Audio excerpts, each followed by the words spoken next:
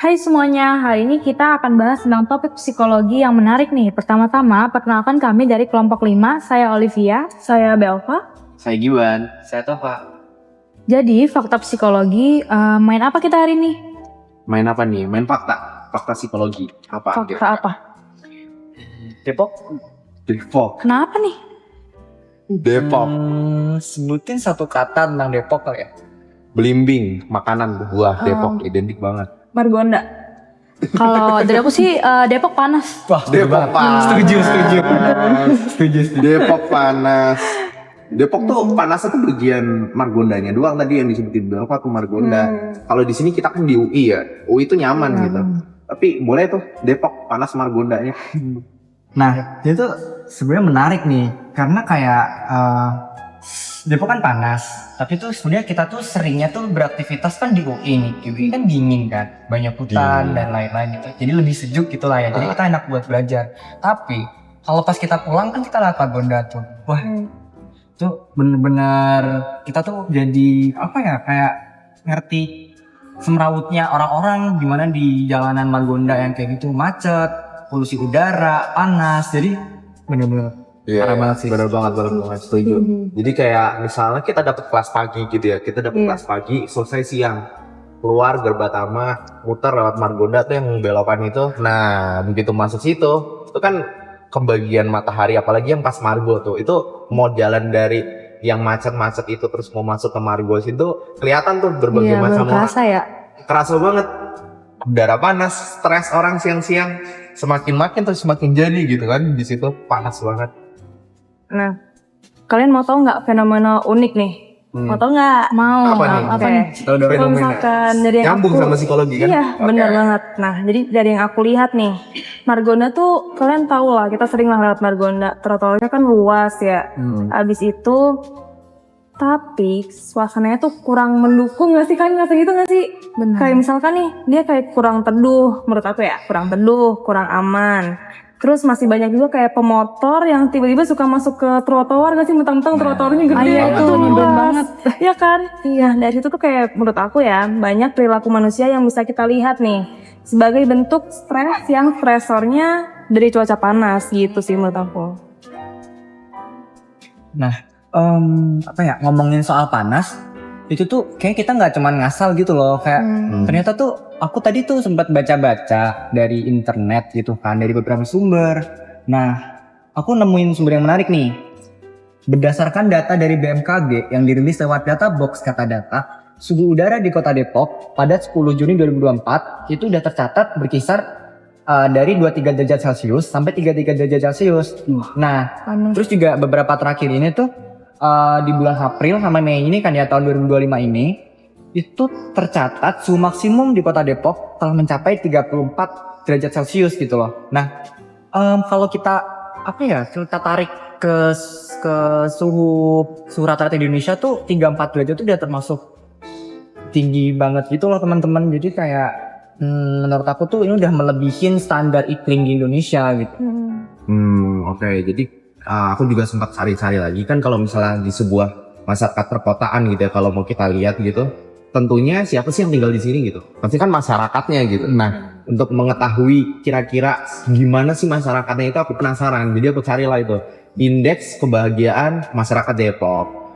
Nah, ketemulah itu indeks kebahagiaan masyarakat Depok. Itu ternyata skornya itu ada di 78%. Oke lah ya, masih lah ya. Dan bahkan untuk kecamatan per kecamatan lagi itu kan dibagi-bagi. Nah, kita kan di Beji nih, kecamatan Beji. Dan itu ternyata skornya tuh ada di kira-kira 87%. Malah lebih tinggi kan dibandingkan dengan Kota Depoknya itu sendiri gitu. Nah, tentunya ternyata kalau mau diperdalam lagi gitu, ternyata masalah ini bukan sebuah masalah yang enteng-enteng aja gitu. Karena indeks kebahagiaan masyarakat itu pasti nyambung ke segala hal. Kayak misalnya permasalahan lingkungannya, terus juga kesehatan masyarakatnya itu gimana gitu. Nah, berkaitan dengan ini, indeks kebahagiaan itu kan juga berkaitan dengan bagaimana masyarakat itu merasa nyaman untuk tinggal di sebuah perkotaan itu. Nah, di Depok ini sendiri tadi seperti yang disebutin sama Toka juga, itu suhu paling tingginya pernah mencapai di 34 derajat. 34 derajat, 1 kan ya Kak? Iya. Panas Nah, banget sih. 34 derajat itu panas banget gitu. Bahkan kayak air mendidih aja 100 dan itu cuma jaraknya panas lah istilahnya. Nah, itu kondisi lingkungan itu kan juga bisa mempengaruhi bagaimana manusia itu menjalani kehidupannya gitu. Stresor lingkungan. Stresor lingkungan, bener banget nih udah masuk ke psikologi nih. Nah ini kan bisa kita lihat dari sudut pandang itulah gitu. Nah mungkin kita bakalan gali lebih dalam lagi nih dari sini. Mungkin masing-masing dari kita nih punya nih udah pernah ngelakuin observasi atau melihat masyarakat Depok menghadapi panasnya Depok yang mataharinya ada 3 itu kayak gimana? Coba deh, kira-kira gimana ya? Apa yang ditemuin masyarakat Depok? Jadi aku duluan kali ya cerita ya. Boleh.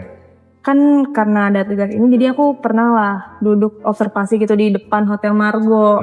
Biasalah makan di depan Hotel Margo, itu orangnya rame banget. Dan itu pada saat itu pas lagi observasi, panasnya lagi super cetar gitu lah ya. Jam berapa itu? Sekitar jam, ya range-nya dari jam 12 sampai jam 3 lah, sekitar jam segituan lah. Ya itu Nggak terlalu panggangan baru nyala iya, gitu. bener. Nah, kalau makan dari yang aku amatin nih, ada beberapa pola yang menurut aku kelihatan jelas lah. Kayak misalkan nih sebagian orang tuh jalannya jadi lebih cepet, kayak terburu-buru, kayak seakan-akan lagi dikejar sesuatu, kita juga nggak tahu apa. Padahal itu kan karena kepanasan, mereka nggak kuat panas nih. Lalu juga ada yang misalkan nutupin kepala tuh pakai tangan atau pakai tas. Abis itu juga ada yang bahkan jalannya tuh sambil nunduk gitu loh, kayak jalan ke depan tapi dia nunduk karena ya lagi-lagi kena sinar matahari yang kita tahu lah panasnya kayak gimana. Nah terus kayak ada juga nih yang terlihat gelisah, kayak tiba-tiba kayak ngelap keringat. Dan sekali juga mereka tuh make a stop, kayak misalkan ada pohon terus kan ada bayangannya tuh, kadang-kadang mereka berhenti dulu, neduh dulu gitu kan.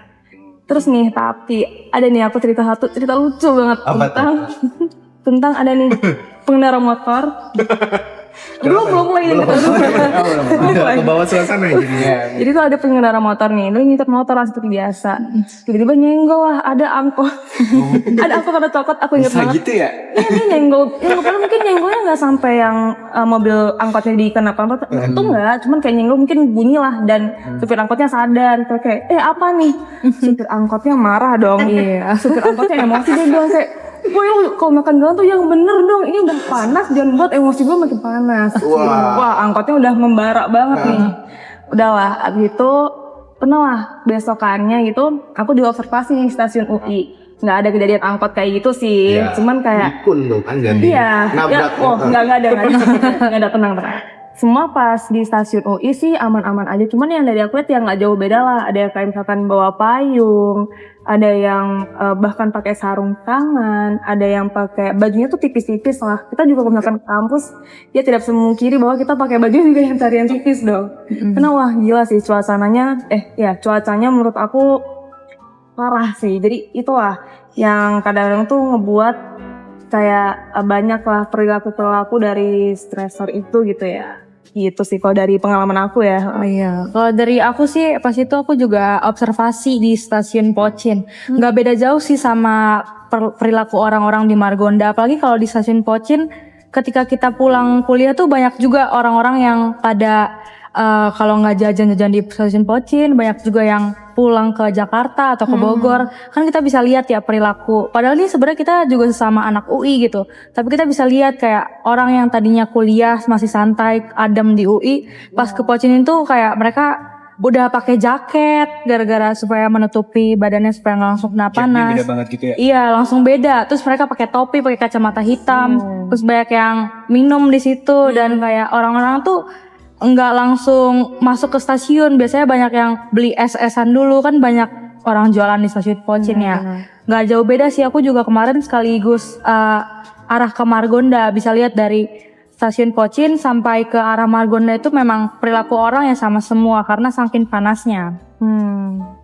Tuh kalau kalian masih ada yang mau sharing tentang pengalaman atau gimana? Oke. Sebenarnya ada satu hal yang unik nih, berkaitan dengan bagaimana orang cara berpakaiannya gitu.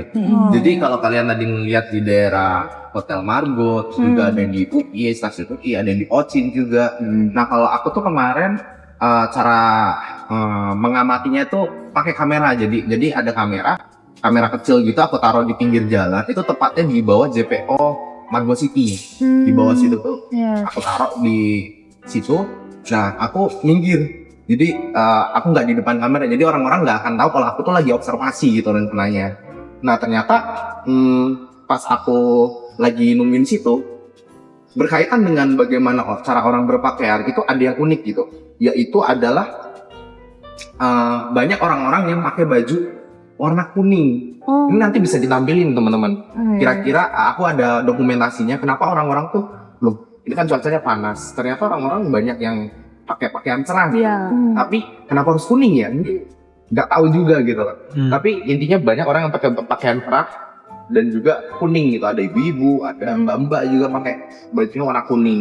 Ini salah satu bentuk perilaku manusia menghadapi stres panas ini itu sendiri sih kali ya. Mungkin Kak Tova nemuin Aku juga. mau nambahin, kan kemarin tuh udah banyak yang nih. Aku juga kemarin tuh sempat observasi itu di daerah, kamu tahu yang pertigaan dari stasiun Pochin ke Margonda kan, itu kan bener yang kayak crowded, rame banget gitu.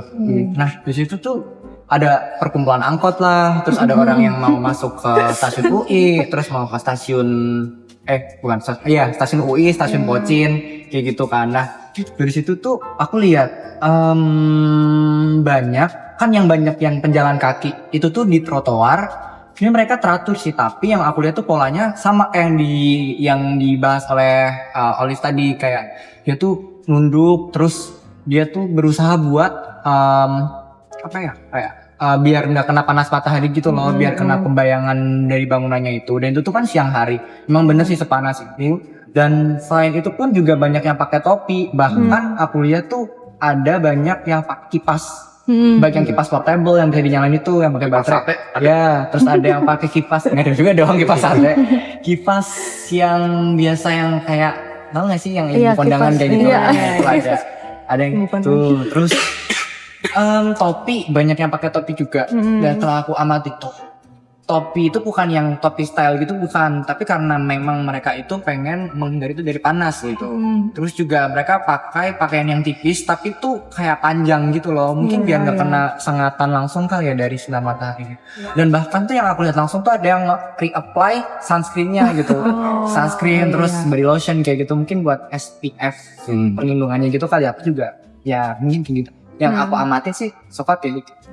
Oke, jadi dari semua pengalaman teman-teman tadi cukup menggambarkan lah ya gimana panasnya kota Depok jadi musuh baru untuk orang-orang Depok. Betul banget. Jadi kayak sebenarnya tuh environmental stress tuh apa sih? Apa yang bisa dikatakan seseorang itu mengalami environmental stress?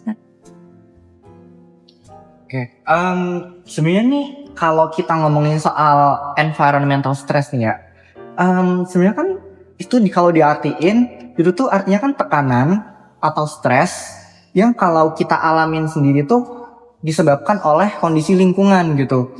Nah misalnya seperti suhu yang ekstrim, terus kebisingan, setelah itu juga kayak kepadatan penduduk, kepadatan kendaraan mungkin, terus juga bisa jadi tuh dari polusi udara yang kayak kita rasakan sekarang gitu loh, pengap, panas, berdebu kayak gitu. Terus ini aku tadi dapat data lagi guys, dari Lazarus dan juga Cohen tahun 1977, yang mereka ini ngomong dari penelitian mereka kalau environmental stress itu adalah respon psikologis dan juga fisiologis manusia terhadap kondisi lingkungan yang dianggap mengancam atau membuat kayak kita nggak nyaman gitu. Nah dari sini itu tuh diungkapkan juga kalau heat stress itu bagian dari stressor lingkungan itu gitu. Contohnya sendiri tuh banyak ya, kayak di sini tuh disebutin mulai dari suhu tinggi yang kayak suhu tinggi atau temperatur tinggi di siang hari, terus kebisingan lalu lintas di kota kayak sedang kita alami sekarang, terus lampu jalan yang terlalu pandangannya tuh terlalu terang gitu, terus juga ruang terbatas atau space yang terbatas seperti di angkot yang sempit dan juga pengap. Nah ini kan menggantungkan kita nih. Nah dari hal ini tuh yang aku garis bawahi itu, ini tuh bikin kita nggak nyaman kan gitu loh sebagai masyarakat urban gitu. Nah sebenarnya tadi jadi udah ketemu nih, jadi terangnya. Jadi environmental stress itu salah satu bagiannya, jadi dalam itu ada heat stress. Nah kalau misalnya kita tarik kesimpulannya semuanya nih, jadi heat stress itu adalah kondisi di mana tubuh mulai merasa nggak mampu untuk mengatur suhu panasnya gitu, akibat ditimbulkan dari panas lingkungannya. Nah sebenarnya heat stress ini bukan persoalan yang biasa aja, tapi ini justru mengkhawatirkan nih kalau misalnya kita lihat, karena heat stress karena paparan panas di cahaya panas matahari di siang-siang gitu, itu kan bisa menimbulkan berbagai macam hambatan ya untuk aktivitas kita. Kayak misalnya orang-orang tuh bisa sakit loh gara-gara panas, pusing, mual, bahkan bisa pingsan gitu loh. Ini salah satu permasalahan yang perlu difokuskan lagi nih sama kita nih, bahwa heat stress ini bukan persoalan yang biasa, tapi ini juga salah satu yang nggak biasa-biasa aja gitu. Mungkin kalau misalkan yang udah dijelasin sama Giban tadi kan terkait penyakit ya. Cuman kalau misalkan yang aku mau kasih tahu nih, kalau misalkan nih biasanya tuh di masyarakat urban, perilaku yang sering muncul tuh bisa berupa kayak reaksi emosi gitu loh bahkan. Kayak misalkan kayak gampang marah, kurang sabar, terus cenderung dia suka menarik diri gitu. Misalnya kayak ribut di jalan kayak tadi yang aku ceritain tuh, yang angkot sama pesepeda motor. Nah kayak gitulah. Terus jadi misalkan bisa juga jadi suka ngegas di medsos, itu bisa banget tuh terjadi. Atau bahkan ya nggak pengen keluar rumah siang-siang nggak sih karena emang panas banget gitu. Iya, itulah tadi tentang environmental stress. Terus ada lagi heat stress. Jadi setiap manusia itu emang punya perilaku masing-masing terhadap untuk menghadapi heat stress tersendiri. Nah ini tuh menarik. Kenapa sih kalau orang kota tuh ngerasa kayak kita tuh lebih anti matahari, kayak nggak bisa kena panas. Tapi padahal orang di desa itu yang langsung berpaparan dengan matahari nggak terlalu banyak mengeluh kayak kita orang kota. Kenapa ya kira-kira bisa kayak gitu? Nah, ini kalau misalnya kita mau lihat lagi gitu ya, kita bisa lihat nih, sebenarnya kita kan tinggalnya di sini nih, Depok gitu. Aktivitas juga di Depok. Siapa sih di sini yang tahan sama panas? Kita kayaknya males juga gitu. Nah, kenapa desa sama kota ini orang-orang desa lebih kuat? Ini ada penjelasannya juga gitu. Jadi ada yang namanya efek urban island, di mana panasnya masyarakat kota itu merasakan panas yang lebih, karena kan di sini kan banyak gedung-gedung, terus juga kendaraan, aktivitas banyak banget, dan itu semua tuh menyerap panas dan menghasilkan panas juga. Jadi tubuh kita tuh menerima panas lebih banyak lah istilahnya. Nah kalau misalnya di daerah pedesaan gitu ya teman-teman, itu kan kita bisa lihat meskipun mereka aktivitas di sawah, mereka bisa tahan karena pertama itu jadi kebiasaan mereka setiap hari, dan panas yang dihasilkan di daerah pedesaan itu berbeda gitu. Panas mereka tuh kan masih ada angin dari pohon-pohon di sana, ada rindang-rindangnya juga, jadi masih asik lah, masih adem. Kalau di daerah perkotaan, ini kan masyarakat kotanya di luar langsung kena matahari gitu, gedung-gedung kaca banyak banget. Jadi masyarakat perkotaan juga nggak begitu tahan kuat dengan panasnya itu sendiri gitu. Bahkan tadi disebutin 34,1 derajat, itu panas banget. Aktivitas di dalam ruangan biasanya kita ngeset AC itu 22, 16 bahkan. Begitu keluar langsung 34. Kaget dong badan. Iya benar sih. Gitu deh kayaknya. Karena di kampung desa gitu kan suka pohon-pohon itu kan penyerap gitu loh, menyerap dan ngasilin oksigen, jadi lebih seger lagi gitu kan. Gitu sih. Iya. Apalagi kalau berteduh di pohon kan sama berteduh di bawah gedung yang ada apa? Beda sih. Itu beda banget sih rasanya. Kalau pohon itu siang-siang ngeluarin apa sih Kak? Ngeluarin oksigen. Oksigen. Kalau malam Dia menghirup oksigen juga, cuman dia nggak menghasilkan oksigen gitu. Makanya adem ya siang-siang ya. Betul. Seger lah ya gitu. Oke. Bisa dimengerti sih, karena masyarakat urban itu kan hidupnya dengan pace yang cepat dan padat. Jadi kayak udah stres duluan sama pekerjaan, ditambah panasnya, terik dan polusi gitu. Apalagi kalau misalnya kita sebagai masyarakat yang misalnya kita tinggalnya di Depok nih, terus kita ada magang ke Jakarta, itu kan kita harus melalui stasiun-stasiun yang padat, panas. Apalagi kalau misalnya orang tuh udah kepanasan kan semuanya gerasak gerusuk gitu. Jadi kitanya sendiri juga nggak suka sama keadaan kayak gitu. Jadi terbawa stigma dan pikiran sendiri gitu. Akhirnya muncul perilaku yang impulsif kayak marah di jalanan. Jadi kayak aduh males banget nih keluar dan menarik diri dari interaksi sosial. Kalau tadi udah dibahas tentang fenomena perilakunya, itu ada saran nggak ya dari masing-masing intervensi perilaku yang bisa kita bahas mengenai fenomena ini? Oke, mungkin kalau aku bisa ngasih beberapa aku setelah baca itu aku melihat dari insight sisi psikologis gitu loh, dari psikologi lah ya. Nah, kalau manusia itu sendiri itu kan sebenarnya dia tuh bisa melakukan beberapa kayak kemampuan. seperti adaptasi dan juga adjustment terkait stresor dari lingkungan ini gitu loh. Nah, yang mana adaptasi itu sendiri itu adalah respon kita sebagai manusia dalam menyesuaikan diri terhadap lingkungan gitu. Contoh sederhananya tuh kayak tubuh kita itu bisa beradaptasi dengan panasnya cuaca gitu, dengan cara kita menghasilkan keringat kayak gitu, itu kan buat mendinginkan badan kita yang terlalu panas. Sedangkan buat adjustment sendiri itu lebih ke cara kita untuk melakukan intervensi sesuatu terhadap lingkungan gitu. Contohnya kayak kita pakai topi, terus kita menghindarin keluar pas siang hari, terus banyak sih, kayak juga kita bisa memberikan hidrasi atau minum yang lebih banyak. Terus juga apa ya? Mungkin lebih ke aku melihatnya sih sisi hidrasi ini sih yang lebih penting, karena hidrasi ini itu bisa membantu kita mengurangi panas dan juga memberikan kesegaran pada tubuh kita. Itu sih, jadi apa ya, panas itu tuh kan nggak cuma bikin kita lemes kan, tapi itu tuh juga bisa bikin kita kekurangan cairan gitu. Nah, dari sini itu bener yang aku highlight, hidrasi atau minum air itu beneran yang poin yang penting gitu.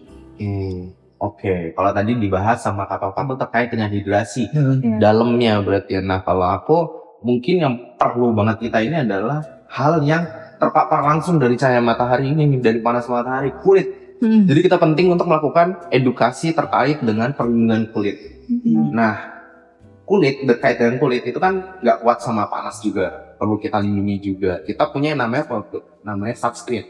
Nah, terkait dengan penggunaan sunscreen ini, ada banyak stigma di masyarakat. Laki-laki ngapain sih pakai sunscreen? Pikirannya sunscreen itu make up gitu. Padahal itu kan salah satu bentuk perlindungan diri kita dari panas. Dan panas itu, panas perkotaan terutama ya, sampai 34 derajat tadi, itu kalau kena ke kulit bisa menimbulkan berbagai macam penyakit.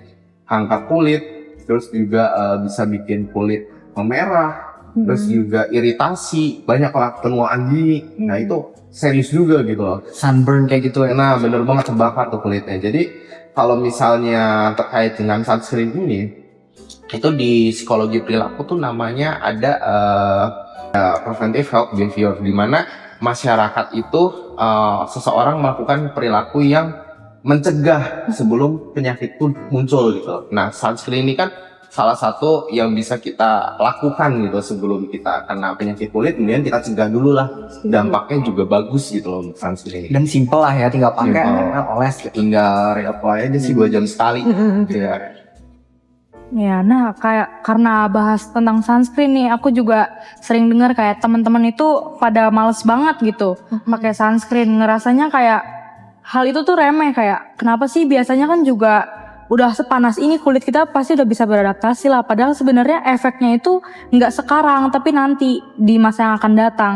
Kayak misalnya kalau kita lihat orang tua yang udah ada bintik-bintik di wajahnya, itu kan karena pengaruh dulu mungkin belum pakai sunscreen. Karena sekarang zaman udah makin berkembang, harusnya kita bisa lah ya naruh edukasi lagi lebih lanjut ke orang-orang untuk menggunakan sunscreen. Padahal itu sebenarnya perilaku self care aja gitu. Jadi di sini mungkin pentingnya intervensi edukatif yang nggak cuma kasih info, tetapi mengubah cara pandang orang terhadap perilaku dari environmental stress dan heat stress ini. Bener banget sih. Nah, kalau misalkan nih kita lihat dari sudut persepsi resiko ya, banyak nih orang-orang yang kayak merasa panas atau sinar matahari itu kayak sepele, bener yang tadi kata kamu bilang, itu kayak bukan ancaman yang serius gitu lah. Apalagi di Indonesia yang mataharinya kayak dianggapnya tuh kayak udah keseharian kita kan memang mataharinya kayak gini, jadi kayak udah gitu lah anggapannya tuh. Nah, persepsi kayak gini nih yang bikin orang jadi cuek. Menurut teori health belief model, perilaku protektif baru muncul kalau seseorang yang merasa dirinya rentan dan dampaknya serius. Jadi kayak baru sadar gitu lah akan hal tersebut, kalau misalkan ternyata hal ini serius loh, bukan masalah sepele loh, kayak gitu lah intinya. Jadi kalau masyarakat nggak ngerasa sinar UV itu bahaya, ya mereka nggak akan berubah. Mereka akan tetap ngelakuin apa yang mereka lakuin pada umumnya, pada biasanya aja keseharian mereka. Makanya pendekatan kayak gini tuh bisa dikemas lewat misalkan yang menarik-menarik gitu ya, misalkan lewat storytelling, abis itu pengalaman nyata, atau bahkan testimoni nih. Bukan cuman pakai sunscreen itu penting, tapi kasih tahu kenapa, gimana caranya saat nggak pakai, dan efeknya juga yang dalam jangka panjangnya gitu. Wah seru juga ya kayaknya topik pembahasan kita pada kesempatan kali ini gitu. Awalnya kayak kita tuh iseng mengkritisi suatu hal yang kita anggap tuh semua udah berjalan secara kayak normal gitu, udah biasa gitu, udah daily rutinitas gitu. Tapi ternyata tuh banyak permasalahan kompleks yang ada di dalam hal ini gitu. Benar banget. Jadi dari yang awalnya kita menganalisis ini terkait dengan masalahnya, mengkritisi, bahkan kita bisa ngasihin intervensi perilakunya gitu. Dari tadi edukasi terkait dehidrasi, terus juga penggunaan sunscreen, dan itu penting banget gitu kan. Iya lagi, aku juga setuju banget nih dari pembahasan kita dari awal ya. Tapi kalau misalkan aku boleh tambahin dikit nih guys. Selain upaya intervensi tadi, kita juga harus kayak melakukan usaha preventif untuk ya menjaga lingkungan, menjaga bumi kita lah yang kita tempatin sekarang. Agar tetap nyaman untuk dihuni dengan melakukan usaha kecil. Seperti misalkan nih, mengurangi pemakaian energi listrik atau ya memakainya dengan bijak aja lah. Memilah dan membuang sampah juga ya pada tempatnya, itu basicnya sih guys.